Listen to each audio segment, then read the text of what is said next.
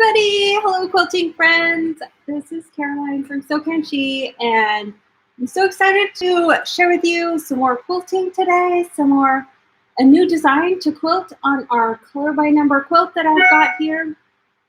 Let me just turn off the little volume on my computer. So this is really fun. A couple of you in the comments asked for a meandering design, and this is a geometric meandering design instead of a swirly or curvy meandering design, which we might do that too. But I just thought this was going to be really fun. And also, I recently did this geometric meandering design almost like on 75% of a different quilt. And I wanted to show you because I just finished that quilt and it's one of my favorite quilts.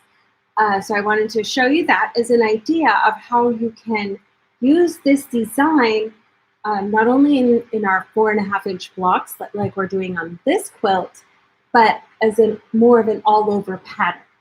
So I've got this quilt here, and I know that you cannot see all of it, but this is the Lloyd and Lola llama quilt that is by Elizabeth Hartman.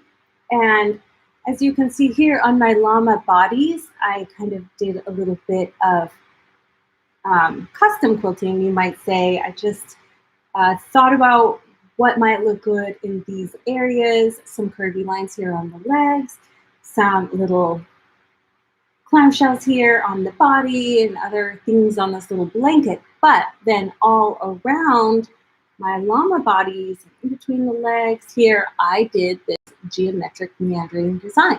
So this is just an idea of how you might use this design all over a quilt. You could just do this design all over a quilt if you want, or do it in, the background areas of a quilt like I have here, and then do something else to make your other areas stand out, which is what I did here. And I just finished this quilt this week, and I was so excited about it, and that's part of the reason why I chose to put this design in our squares this week. So you see here we've got our color by number quilt, and if you haven't watched all the videos in this series, this is a simple Bargello type quilt, and we have got 14 different fabrics in it, and each fabric is repeated 12 times. So that gives you 12 blocks of each color, and the purpose of this little Quiltalong is just so that we can practice a different quilting design in each color of the block. So this week we did our square feathers. This week we did our square spirals. Here I called this a gridded orange peel design. Over here, this was a little diamond design. This one is our cinnamon rolls in a pan. I love the cinnamon roll spirals. So we're really moving along. I think we're getting close to halfway. So it really doesn't matter which block you choose to work on. I started with, oh my gosh, I can't even remember. I think I started with 5 and then worked down to 1. And then last week was 14. So our cinnamon roll spirals were in color 14 for me. Doesn't matter. You can do whatever you can work on whichever color you want to work on. But this was 14. So then this color, this pretty orange color that I'm working in today, is my color 13. So if you want to do it the same as me, that's fine. As you can see, pretty much what I'm doing is I'm just working with a curvy design and then an angular design, and then a curvy design and then an angular design. So we had our curvy cinnamon roll spirals last week, and this week I'm going to be putting that angular geometric meandering in my squares. And that's really just the way I like to do it. But of course, the wonderful thing about quilting is that we make it our own. So let's just get started, and I will show you how I do this geometric meander design. So I'm going to start in this block right here. And as you can see, this is the edge of my quilt. I've got backing, and here's my fusible quilt padding that I used. And this right here is some basting stitches that I basted the edge of the quilt together. So I'm going to start over here on the very edge, and this just means that this part will probably get cut off and it won't show. But I'll pull up my bobbin thread here, pull this thread out, and I'm just going to do a few stitches here to secure. I wasn't totally neat with those stitches, and that's just because they're on the very edge of my quilt here, and I'm sure they will be hidden from the binding. Oh, I'm glancing at the comments over here, and Katie B says she's finally caught up. How exciting! It's so fun for me to think that other people are making this quilt right along with me. I really wish I could see pictures of your quilt. If you want to send me pictures, Caroline@sokenshi.com, I would love that. Or just post them on Instagram and tag me at sokenshi so I can take a look. It's so fun to think that we're all connected somehow by this quilt that we're making together. So I put on my quilting gloves. We talked a lot about these quilting gloves last week, and I shared a link before I bought them. They're a little bit more expensive quilting gloves, but I like how my two outer fingers are free.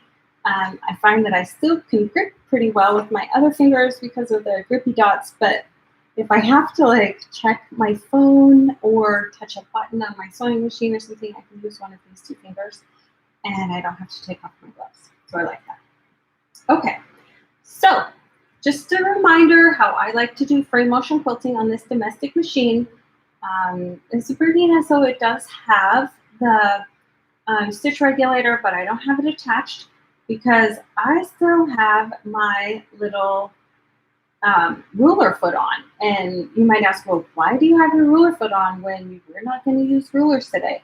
Well, I like to just quilt with it because I find it pretty easy to see what I'm doing with my ruler foot. And just in case I decide that I want to use a ruler, maybe for some traveling or for some design, I'm just used to quilting. So that's what I'm going to leave on. So what I have, the way that I work with my free motion quilting is I just set my sewing machine to about 75% speed. And then I just mash my foot down on the pedal. Then I don't have to think about controlling the speed so much as I have to think about how fast I'm going to move my quilt. Which at 75% speed, I don't have to move my quilt very quickly.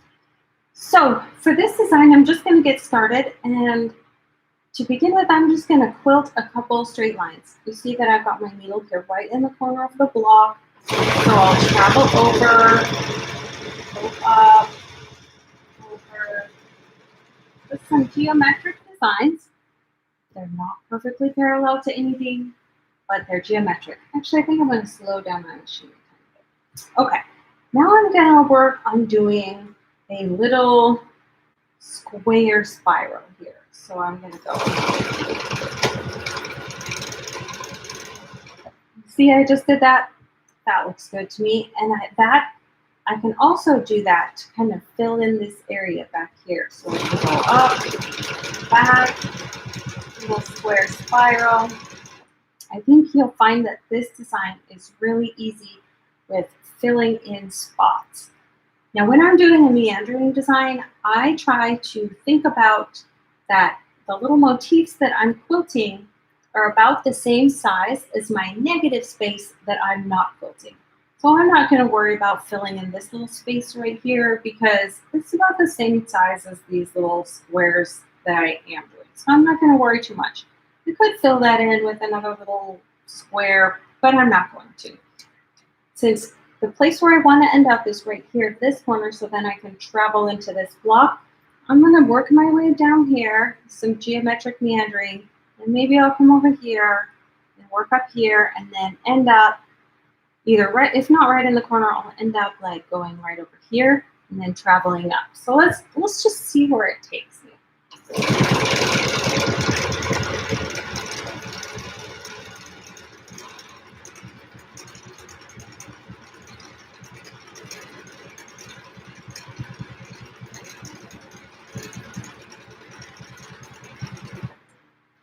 Now, granted, you said, yeah, you have lots of practice with this design. You just quilted a whole quilt with it. That's true.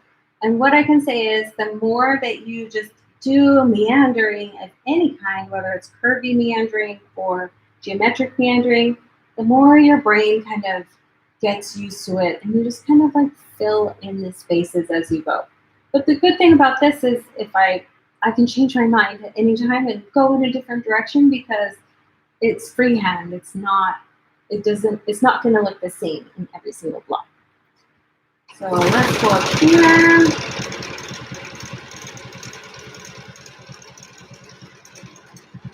Down again.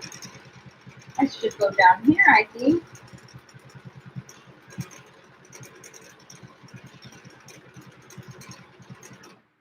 And there we go. I filled in the first block. And then I'm just going to turn it around a little bit so you can see that I filled in this first block with the meandering. So now I am close to the edge. If I was further from this next block, I might use my ruler. I'll show you. I'm going to just grab my ruler to help me travel. And I guess you certainly could use your ruler for this. Let's give it a try and see. Well, I don't want to start right here in the corner, so I'm going to travel up a little bit. Say I wanted to use a ruler to make sure my lines were perfectly straight. Let's see how this goes. If I wanted to, I could. Those lines are turning out pretty straight. Cut off some quilts here around me. My quilt is falling off the table in the back, and that's pulling, so you don't ever want that. I've got plenty of quilt puddled around.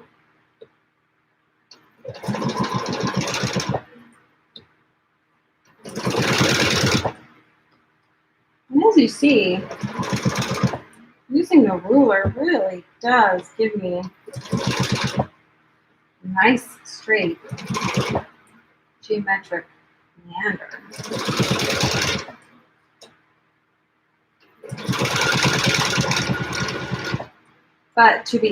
And even though how I love this, wow, this is looking so cool. This is kind of looking like a circuit board.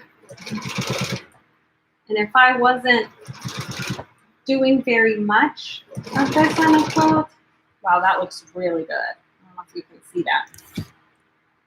With the ruler, that does look really good. It looks perfect, like this like little circuit board or something. Now I'm showing you really how little I know about the inside of computers.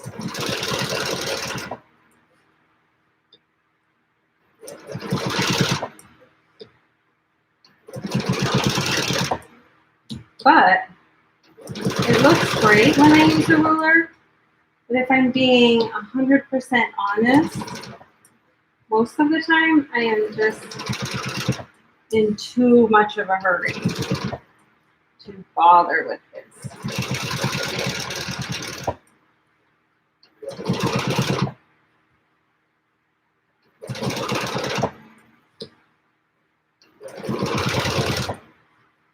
As you can see, I'm really only worrying about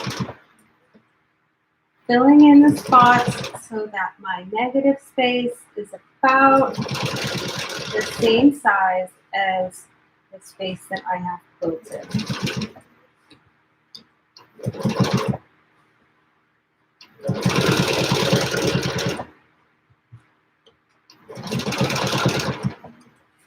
And wow, that one looks really awesome.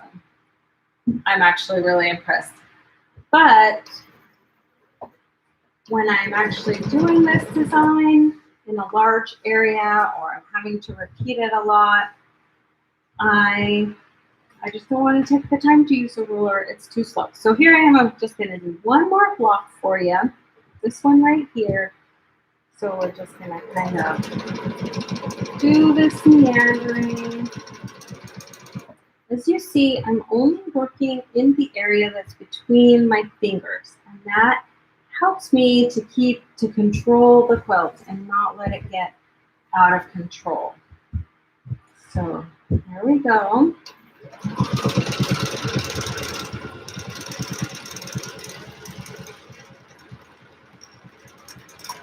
Sometimes my geometric design, my geometric meandering really gets to look like a spiral. I love that.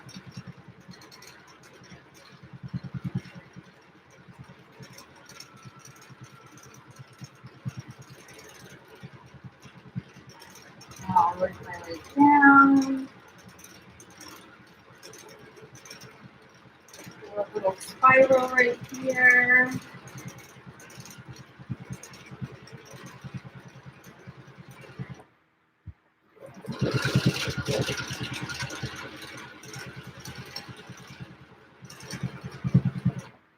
And there we go.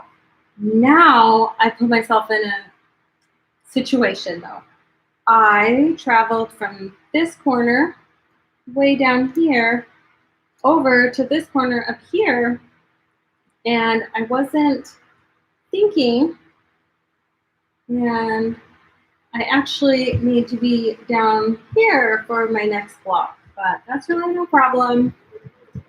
Travel to the corner and I'll grab my little ruler and I'll just travel in the seam from the dish. And now I'm right here at my next block where I want to be. All right, so I'm just going to break the thread here because I want to show you. And the way I break thread is I do a few securing stitches, and I raise my needle and my foot and pull out a little bit of thread with my left hand. And then I drop the needle and raise the needle, and then I pull out a little bit of thread with my right hand. I pull both of these until I can see the bottom thread, and then I just put everything at the bottom. I'm not too fussy. I don't usually bury my threads unless I'm going to show off the quilt at a show or something. So I just want to show you these 3 different blocks that I just quilted. So I just did these 3 right here. First one with no ruler, the second one with a ruler, and you see, wow, those geometric designs look really straight and perfect. And then this one with no ruler too.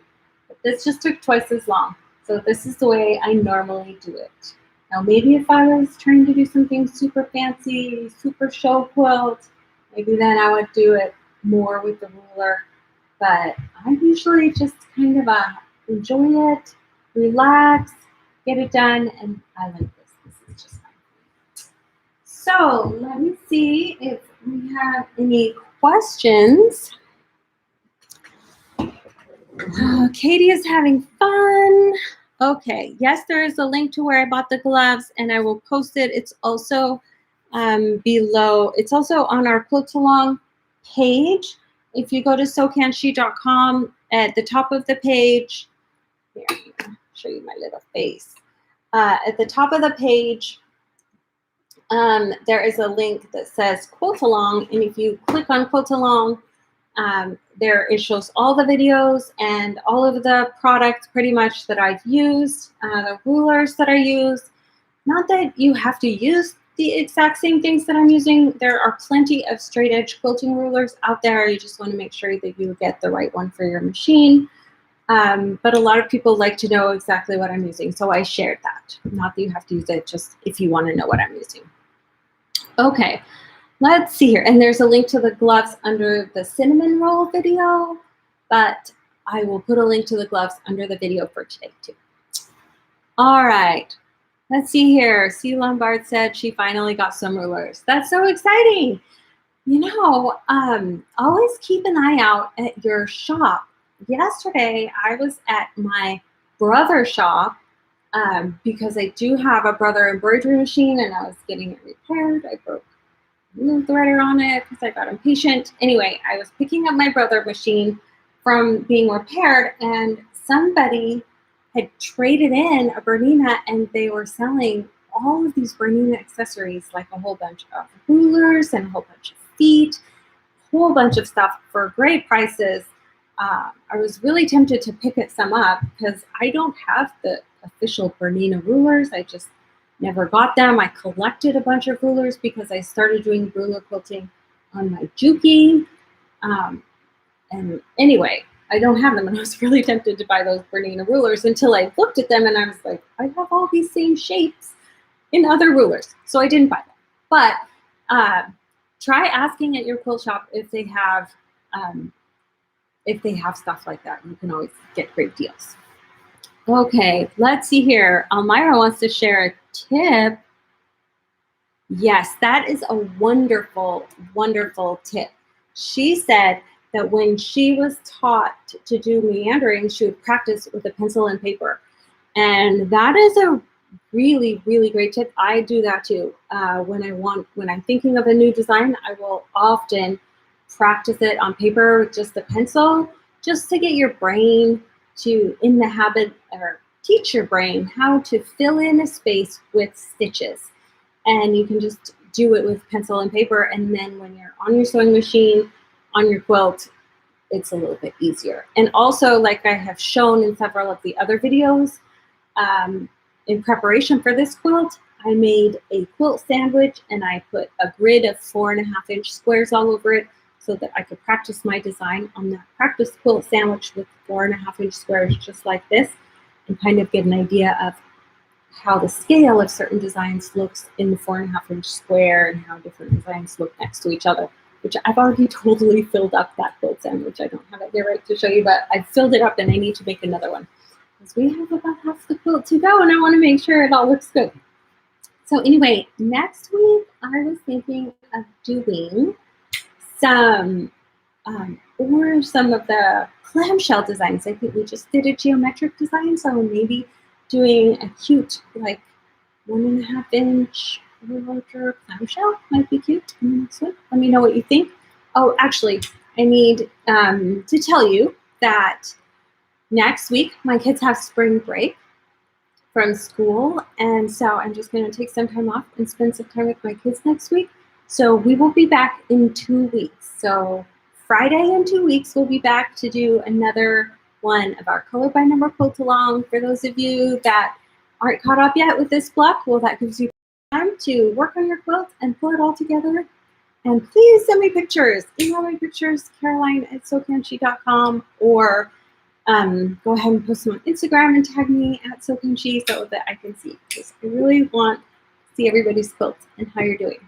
And if you have any other requests of quilting designs that you want to work on and you think would be good, look good in these little blocks, go ahead and put them in the comments and I will definitely think about it. Okay, let me see if we have any other comments.